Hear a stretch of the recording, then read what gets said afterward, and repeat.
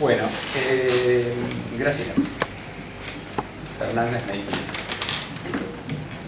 En su artículo es un testimonio, pero bueno, tiene una estructura, digamos, perfectamente de artículo, ¿no? Ella trabaja la relación entre memoria, derechos humanos y democracia. La pregunta que me gustaría hacerle es la siguiente. ¿Se puede establecer una relación entre el movimiento de derechos humanos, la problemática de derechos humanos y las instituciones genéricamente, ¿no? Las instituciones argentinas genéricamente hablando? O sea, los derechos humanos han tenido un impacto directo, indirecto, en procesos de cambio institucional, consolidación institucional. En estos 30 años. Sí. Si querés, por lo pronto, cuando se reformó... A ver, a mí me parece que una de las cuestiones que fue como una base de la democracia del 83 tuvo que ver con el tema violación a los derechos humanos. Podía no haber sido. Podía haber ganado Luder y no hubiera ocurrido nada de lo que pasó. Seguramente que también esa sociedad de la que estamos hablando, que a veces es muy volátil, tan volátil como el caso Malvinas, enterada del tema Malvinas, enojada por el tema Malvinas, empieza a abrir un espacio a la denuncia de los organismos de derechos humanos.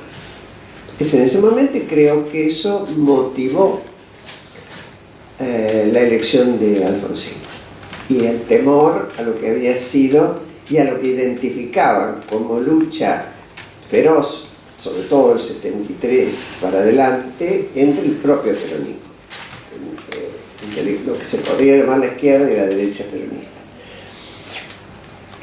Eso permitió que se avanzara en el tema de investigación, además de la decisión política, ¿no? Y también en los juicios a los militares. Puso un umbral que fue diferente en otros países que habían pasado por la misma situación. Yo diría que mucho después, en el 94, e instaló el tema de derechos humanos. Porque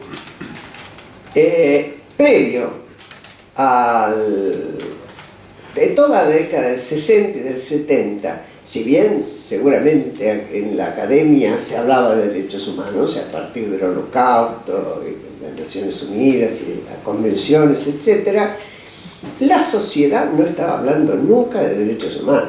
Al contrario, cuando estalla la violencia, no era un tema apreciado. En ambos bandos se estaba dispuesto a matar y a morir, y en uno de ellos a torturar, etcétera, a desaparecer y todo lo demás. Por lo tanto, el tema de derechos humanos, como el propio tema de democracia, no tenía un valor en sí mismo, más bien el de la democracia un disvalor.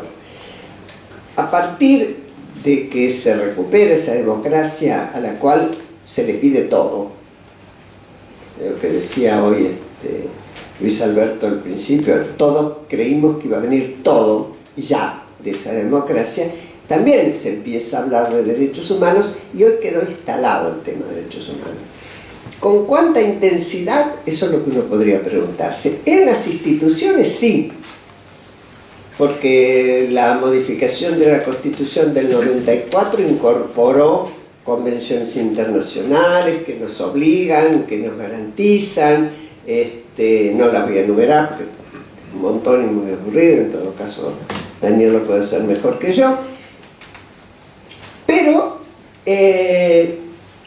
yo creo que hoy por hoy el concepto, y por supuesto las leyes se ajustan a eso, y se avanzó en muchas leyes de respeto a la diversidad, en muchas leyes sí se avanzó, sí se avanzó. Ahora, en la concepción general de lo que es vos hoy decís derechos humanos y la gente vuelve a pensar en el pasado. Es verdad que el relato del kirchnerismo instrumentalizó ese pasado y lo instala como lo único, y una veces hasta podría preguntarse, tal vez hasta para esconder que no da cuenta del resto de los derechos humanos. Para la gente común, cuando vos tenés consignas como un delito, un castigo, casi está diciendo un delincuente y lo mato, y se vota, nadie se escandaliza. O cuando te hablan de bajar la edad de la imputabilidad en los chicos, cada vez más gente te dice que sí, al punto de que uno piensa que hay que hacer más cárceles que escuelas, siguiendo esa corriente. Yo creo que el concepto está, la vivencia fuerte no está, no está. Y lo que es peor, es violentada hasta por quienes han sido símbolos. La entrevista de Eve de Bonafini con, ¿cómo se llama? Milani, es como decir, te firmo un cheque. Y yo no sé hasta qué punto Milani es muy responsable, menos responsable, la verdad que no la conozco profundamente la historia, conozco lo que dicen los diarios, pero la sola sospecha, por lo menos a ese sector, debería impedirle tratar con tanta ligereza el tema de derechos humanos.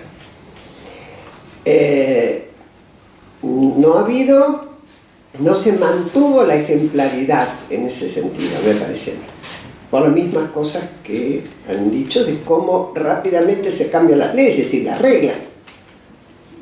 Cuando se hace así, o en un país donde las reglas pueden ser cambiadas totalmente, el tema del respeto integral por los derechos humanos se complica mucho, porque cuando un filmus te dice, hablando de los que ni trabajan ni estudian, y dice, menos mal que esas mujeres que tienen hijos, esas jóvenes, cobran y pueden comer, y vos decís, pero escúchame, ese señor era considerado progresista. Esa palabra es horrible, pero ¿no? ¿Qué concepto tiene de los derechos de esas mujeres? O del respeto que merece una mujer. Tito, nos queda mucho por hacer.